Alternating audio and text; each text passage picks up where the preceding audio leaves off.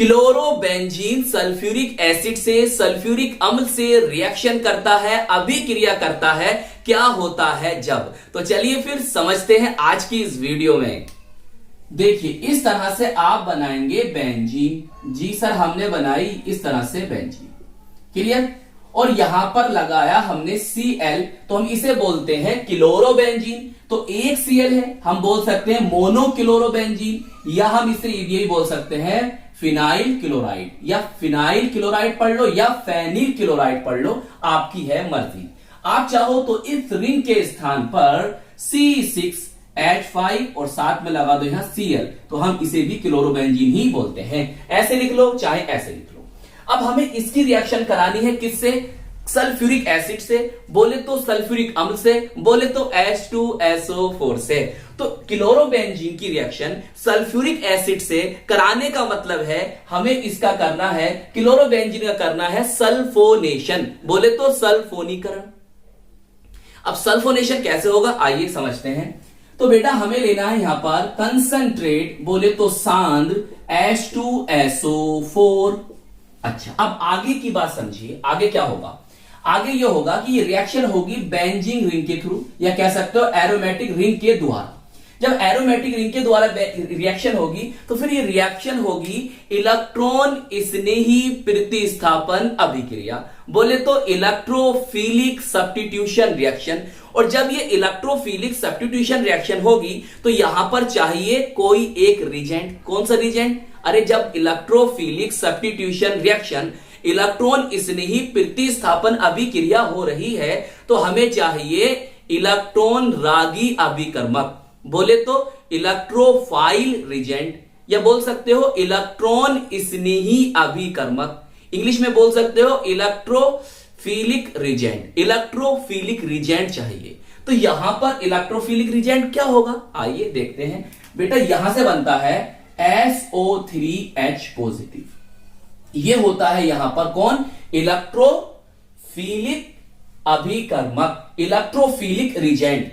English में electrophilic reagent और हिंदी में इलेक्ट्रॉन स्नेही अभिकर्मक, या बोल सकते हो इलेक्ट्रॉन रागी अभिकर्मक, इलेक्ट्रॉन रागी अभिकर्मक। और इंग्लिश में बोल सकते हो, कंफ्यूज हो गया मैं, इंग्लिश में बोल सकते हो क्या? Electrophile reagent. सही है।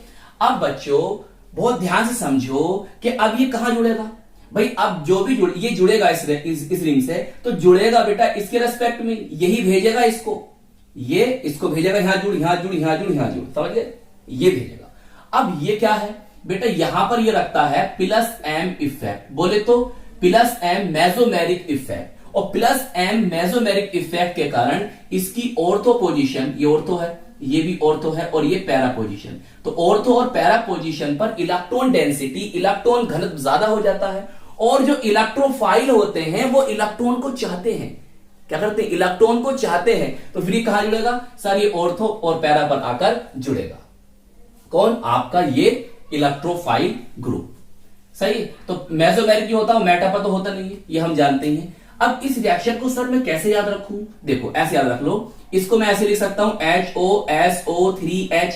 जी सर आप लिख सकते हो। जब यहां पर ये ग्रुप आकर जुड़ेगा एक प्रोडक्ट बनेगा, और ये यहां पर आकर जुड़ेगा तो दूसरा प्रोडक्ट बनेगा।